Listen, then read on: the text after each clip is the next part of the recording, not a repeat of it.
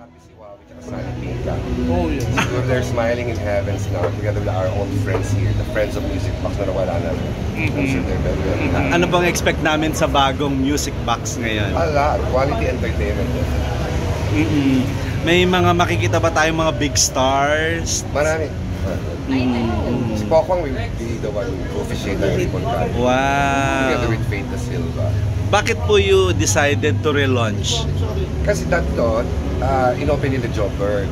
Tapos, sasara nila. Sabi ko, sayang naman. Music Box is an landmark. It's an icon. Dapat matutunan mga bagong bars. Namin ito, meron tayong 40 years na bar at tumagal despite the pandemic. So sabi ko, open natin, supportan natin. Let's all help the Queen. So, ano pong pagbabago yung mangyayari ngayong Marami, management? Marami kasi like ngayon, katatapos lang namin ng workshop ng mga new talents, new breed of talents. Ano yun, 56 talents yung workshop namin. So dito yung magiging training ground nila. Mga comedy, ano pa rin ba? Yes, Stand-up comedy. singers, hosts. Ma'am, may narating niyo po ba yung iba ng mga stand-up comedians? Meron naman. Meron naman. May natira naman. Especially mga galing ng library. Kasi ganun pa kami nung araw ni Wawi, palitan lang kami ng entertainers. Like, when I had Arnel Ignacio before, LII, kung sabi niya, pwede hiramin? Pwede, definitely. Kasi hindi naman tayo magkaaway, kaibigan tayo. We've been friends since 1983.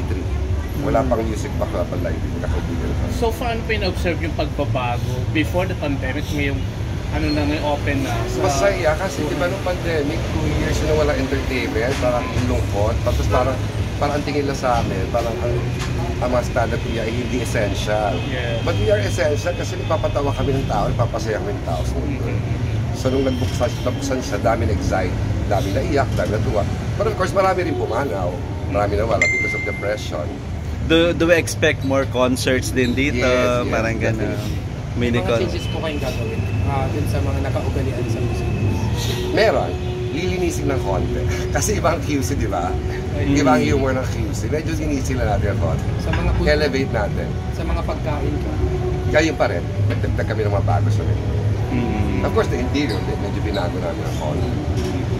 Ano po Kasi yung... ito yung tambayan dati talaga nung araw. Nila Deo Endrinal, nila Direk Mac Alejandre.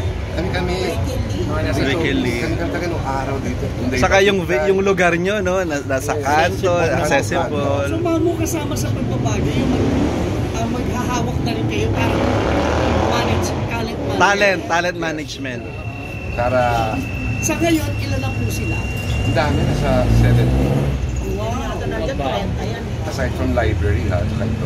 Ano po yung expect namin tonight dun sa launching? Ano tayo? May kurot sa puso. Wow, may ganun. Ano yung pa? Oo nga po, no? Why did you decided sa Chinese New Year simulan? Sabay natin. Okay. Sino po yung mga darating ngayon? Bahagi po ng Music Box? Lahat, all the old entertainers, saka mga senyoras of Music Box, yung mga taga-unang tambay dito will be kami para bigay pugay sa kanilang palasyo. Yung mga sikat na po ngayon yung celebrities dati. Si Pokwang po. Darating po. Yes, darating. Ayan. Sila Romel Chica, the Joel O. Ang dami na kasi nagalit sila Patricia Ismael, Mel Kimura. Yan, lahat yung magaling dito. Sabi nyo nga po, marami rin mga pumanaw, no? May mga patribute din po ba kayo sa kanila? Yes, Kayo ng kurot mamaya. Baka yung kurot mamaya. Okay. Tsaka masaya kasi yung mga production numbers na nag-start ng 70s. Wow! Parang ibabalik namin yung memory ng Music Box. Thank you po. Thank you. Congratulations po. Congratulations. Thank you. Ito na. Ito po ang Music Box. The new Music Box powered by the library. Iniimbitahan ko po kayong lahat na subaybayan at panoorin ang mga entertainers dito. Magkita-kita tayo dito sa nag-iisang Queen of the South, the library. The Music Box. The music. North pala, North. North, apa. Ako pala yung South. Sorry. The heart of music. Thank you po. Trumpeta.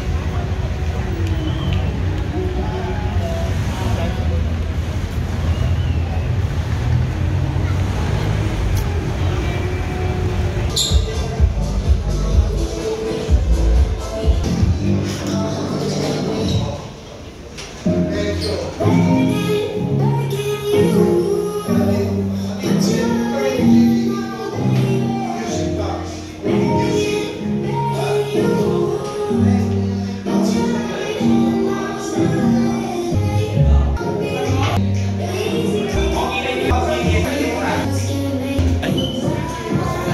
Mama year din.